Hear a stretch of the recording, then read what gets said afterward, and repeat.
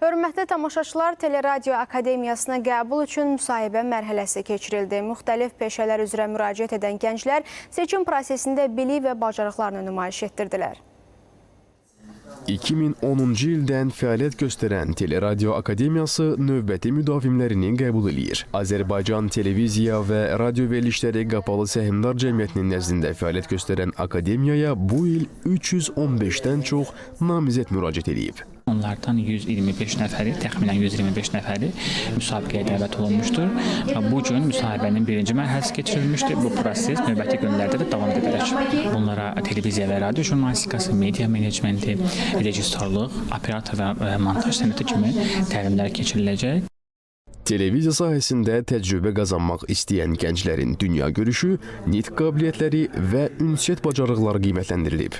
Münsiflər heyəti üçün bu seçimlər asan olmayacaq. Çünki bir-birinə biliyi yaxın tələbələr də çoxdur. Onlar arasında artıq jurnalistika fakültəsində təhsil alanlar var, dövlət ali məktəblərində. Amma bəziləri isə ümumiyyətlə jurnalistika sahəsini seçməyiblər ali təhsil kimi. Amma jurnalistika onlarda yeni bir sahə kimi maraq doğurur. Onlar burada özlərini sınamaq istəyirlər. Müsahibə mərhələsində namizədlər münsiflər tərəfindən verilən suallara cavablandırdılar.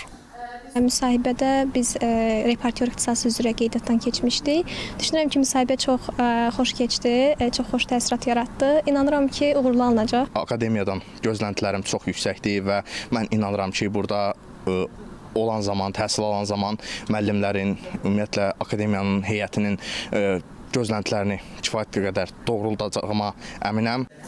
3 ay nəzəri, 3 ay təcrübi olmaqla 6 ay davam edəcək akademiyaya qəbul mərhələli şəkildə həyata keçiriləcək. Daha sonra seçilən müdavimlərlə tədris prosesinə start veriləcək. Lalə Allahverdiyeva, Röyal Əsədov, Rauf Məmmədov, ASTV Xəbər.